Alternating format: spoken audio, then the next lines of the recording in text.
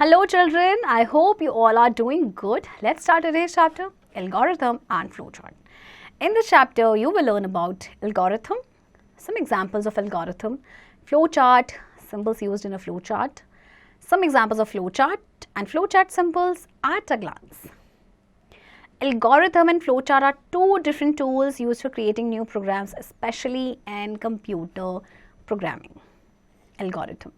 An algorithm is a sequence of sets of instructions written in simple language arranged in a specific order to solve a problem. It helps us to think logically and find out the best way to solve a problem. A good algorithm helps us to write effective and efficient program. देखिए algorithm and flowchart ये दो different tools हैं जो कि हम use करते हैं for creating new programs. Okay?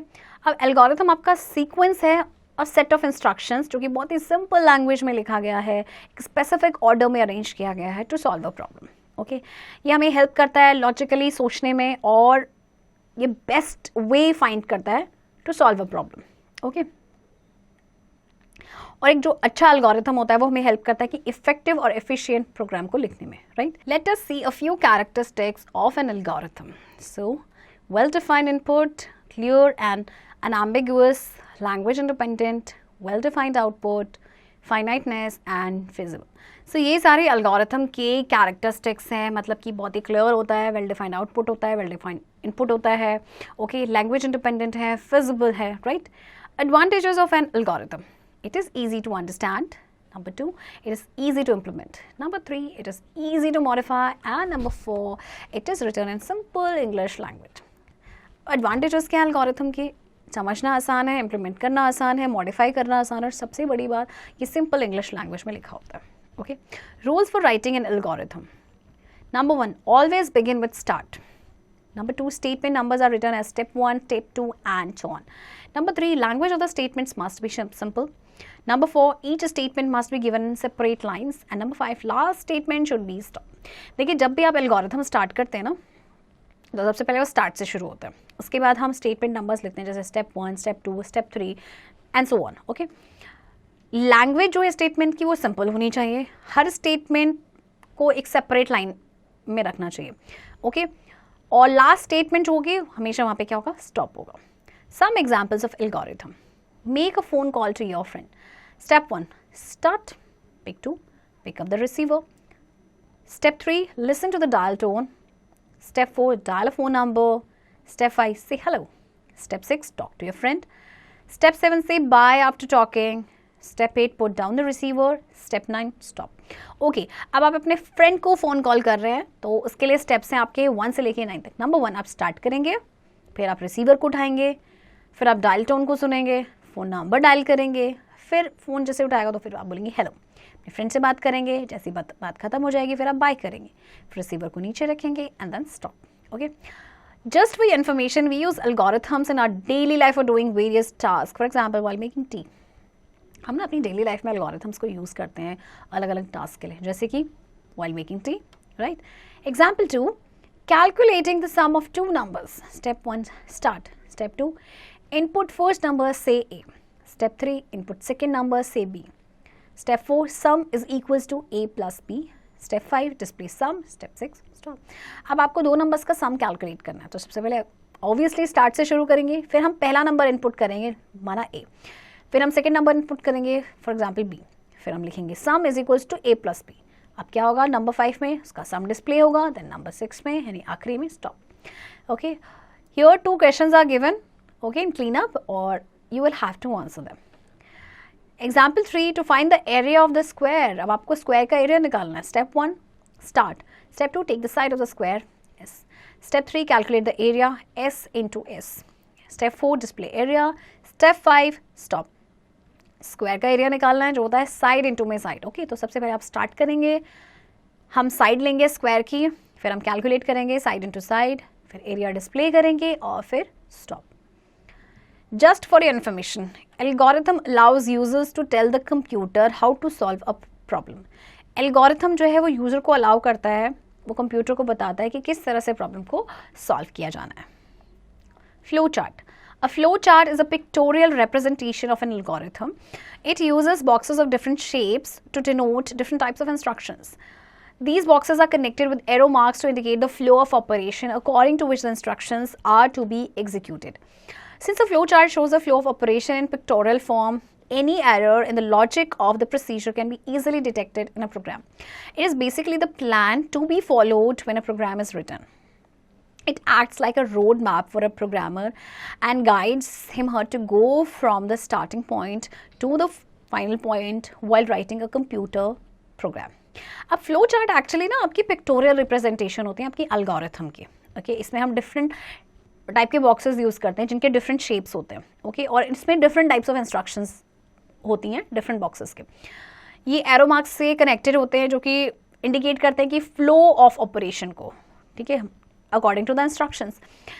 Flow chart जो है वो फ्लो ऑफ ऑपरेशन को शो करता है पिक्टोरियल फॉर्म में. ठीक है, तो कोई भी एरर होता है in the logic of the procedure उसको हम इजीली डिटेक्ट कर सकते हैं प्रोग्राम में. और ये बेसिकली एक प्लान होता है जिसको फॉलो करना होता है when a program is written. जैसे कि आपका रोड मैप होता है ना, रोड मैप की तरह काम करता है प्रोग्रामर के लिए, जो कि गाइड करता है कि हमें स्टार्टिंग पॉइंट से कहाँ फाइनल पॉइंट तक जाना है. Okay, just for information, flow charts flow from top to bottom and left to right. Flow charts आपके टॉप टू बॉटम फ्लो करते हैं and left to right. Okay, advantages of using flowchart. Number 1, communication. Flowcharts are better way of communicating the logic of a system to all concerned. Number 2, effective analysis. With the help of a flowchart, a problem can be analyzed in a more effective way. Number 3, proper documentation. Program flowchart serves as a good program documentation. And number 4, efficient coding. The flowcharts act as a blueprint during the system's analysis and program development phase. देखिए advantages क्या है flow chart के. सबसे पहले तो ये better way of communication है कि मतलब किस तरह से जो लॉजिक ऑफ सिस्टम है उसे हम कम्युनिकेट कर रहे हैं to all concern. Okay, flow chart की हेल्प से प्रॉब्लम को एनालाइज किया जा सकता है बहुत ही इफेक्टिव वे में, और ये सर्व करते हैं as a good program documentation. एक ब्लूप्रिंट की तरह काम करता है flow chart during the system analysis. Okay, symbols used in a flow chart. As stated earlier, a flowchart uses a box of different shapes to denote different types of instructions. The symbols and functions of various types of boxes are discussed below. देखिए जैसे आपको पहले बताया था कि flowchart में different boxes, different shapes के use किए जाते हैं और वो different type of instructions को denote करते हैं. ओके, तो चलिए इनके बारे में डिटेल में पढ़ते हैं. सबसे पहले है आपका terminal box. This box is used to indicate the beginning, start and end stop of each flowchart. The box is oval or rectangular in shape with curved sides. A terminal box with the word start is used at the beginning of a flowchart and the box with the word stop is used at the end of a flowchart. Okay, so ये जो box है आपका terminal box, ये आपका oval shape में या rectangular shape में, इसकी जो sides है ना वो curved है as you can see. तो ये कब start करते हैं, जैसे हम start आपका जो flowchart start कर रहे हैं. ओके, तो जब starting में हम start लिखते हैं ना बिगिनिंग में फ्लो चार्ट के, उसके लिए यूज़ किया जाता है, और जब एंड में आपको स्टॉप करना होता है तो उसके लिए हम इसको यूज़ करते हैं. Number 2, input/output box. These boxes are used to denote an input-output operation in the program. The shape of these boxes is a parallelogram. All the commands that the computer requires in order to take data from the output input devices are put into these boxes. Thus, the statements like input, print, etc. are used in these boxes. अब ये जो box है आपका parallelogram की shape में है, ये आपका इनपुट या आउटपुट बॉक्स है. जो भी आपको इनपुट देना होता है, जो आउटपुट निकल के आता है उसके लिए हम इस बॉक्स का यूज़ करते हैं. Okay, number 3, process box. A process box is used in a flowchart to represent arithmetic and data processing. The shape of this box is a rectangle. Thus, values in arithmetic operations like addition, subtraction, multiplication, and division are shown in this box below. Okay, and this box जो आपकी rectangle की shape में है, इसको हम use करते हैं arithmetic और डेटा प्रोसेसिंग को रिप्रेजेंट करने के लिए, है ना. तो जो वैल्यूज़ हैं या अर्थमेटिक ऑपरेशंस हैं, मतलब एडिशन है या सब्ट्रैक्शन है, मल्टीप्लिकेशन, वो इस बॉक्स में शो की जाती हैं. जैसे देखिए ए की वैल्यू 0 दी गई है. Okay, and area is equals to length into breadth. Okay, ये आपके अर्थमेटिक ऑपरेशंस हैं. Number 4, decision box.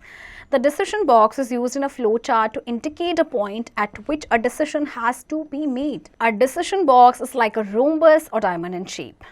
It can branch out to more than one alternative points. Okay, अब ये आपका देखिए डिसीजन बॉक्स है, रोम्बस शेप में या डायमंड शेप भी आप कह सकते हैं. तो ये इसको फ्लो चार्ट में हम क्यों यूज़ करते हैं, इंडिकेट करने के लिए वो पॉइंट जहाँ पे डिसीजन लेना होता है. ओके, और ये आपका देखिए ब्रांच आउट हो जाता है 2 मोर पॉइंट्स पे. Let us understand different symbols used in the decision box. Okay, अब यहाँ पे आपको कुछ symbols दिए गए हैं जो हम use करते हैं और उनका meaning है. Number 1 symbol is less than, next symbol is greater than, and next is equals to. You know that very well, I guess. Next is less than or equals to, and next sign is greater than or equals to, and last symbol जो है आपके पास ये है not equal to. Okay. Number 5, flow lines. It is an arrow-shaped symbol. It is used to connect symbols with each other. The arrows are used to indicate the flow of instructions from one part of the flow chart to another. Okay. अब ये आपके arrow-shaped symbol हैं. ये use किए जाते हैं symbols को एक दूसरे के साथ कनेक्ट करने के लिए.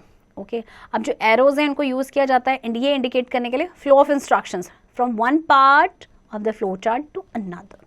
Okay. Number 6, connector box. This box is used to connect two symbols of the flow chart on different pages. Okay, in boxes का आपको यूज़ किया जाता है दो symbols को कनेक्ट करने के लिए flow chart के on different pages. Okay, जैसे कि आपको दिया गया sum is equals to a plus b. Okay, a. अब आपका जैसे यहाँ पे खत्म हो गया. अब नेक्स्ट पेज पे आपके है आपका a then print sum. Okay. Some examples of flow chart. Example 1, draw flow chart to add two numbers a and b. अब हमें दो numbers को ऐड करना है a and b. सबसे पहले हम स्टार्ट करते हैं, है ना. Then input a and b. Input दिया हमने इस ये जो पैरेललोग्राम है आपका. देन हम अर्थमेटिक ऑपरेशन से मैथमेटिकल ऑपरेशंस देंगे. Sum is equals to a plus b. Then again print sum and then last में stop. Okay. Okay children, here are two questions given to you. What is the use of flow chart and define connector box? You will have to do it by yourself. Example 2. Draw flow chart to find the area of a rectangle. So area of rectangle is what? Length into breadth. Okay. तो सबसे पहले आप start करेंगे इस oval shaped box में. Then take the length. Then take the breadth and area. Area is इसको length into breadth. And इस box में आपका एरिया डिस्प्ले हो जाएगा. Okay and then stop. Just for information, flow chart was first introduce by Frank and Lillian Gilbreth in 1921. Flow chart को सबसे पहले introduce किया गया था 1921 में by Frank and Lillian Gilbreth. Okay. Example 3, draw flow chart to display whether number is positive और negative. अब हमें ये डिस्प्ले करना है कि नंबर नेगेटिव है या फिर पॉजिटिव है. So let's start. सबसे पहले start, then take a number. Is n is greater than 0? If yes, okay, if n number जो हमने लिया है वो greater है 0 से, तो then हम yes and the display is positive number, display positive number, okay, and then वापस यहाँ से हम हो जाएंगे stop में. And अगर no है, इसका आंसर no है, then display negative number, okay, and then stop. Flow chart symbols at a glance. Okay, अब देखिए flow chart के हम symbol देख लेते हैं. Okay, so first symbol इसका name है start or stop box or terminal box and purpose. This is used at the beginning at the end of a flow chart. Okay, इसे हम beginning में और end में use करते हैं flow chart के. Next symbol is this input or output box. This is used to indicate input and output of a program. जो भी program का input या output होगा वो हम इस box में represent करते हैं. Okay. Next, this is process box. This is used to perform mathematical task. Example, adding two numbers. इस box का हम use करते हैं कोई भी mathematical task है जैसे कि addition है या subtraction है या multiplication है. Okay. Next, this box which is rhombus. This box is known as decision box. This is used to make a choice between the two options in terms of yes or no. अब इस decision box को use किया जाता है हमें जब हमारे पास दो options होते हैं या तो yes या फिर no. जैसे कि example 3 में था, right? And then these arrows, flow lines. These lines are used to show the flow of control in a flow chart. And last one is connector box. This is used to show flow across multiple charts or pages. इसको use किया जाता है क्या show करने के लिए? Flow across multiple charts or pages. Summing up, an algorithm is a sequence of set of instructions written in simple language arranged in a specific order to solve a problem. The flow chart is a pictorial representation of an algorithm. The flow chart acts as a blueprint during the system's analysis and program development phase. A terminal box with the word start is used at the beginning of a flow chart and the box with the word stop is used at the end of a flow chart. Process box is used to perform mathematical tasks. Example, adding two numbers. Children, I hope आपको ये chapter interesting लगा होगा और इस chapter की practice अब आप खुद से करेंगे.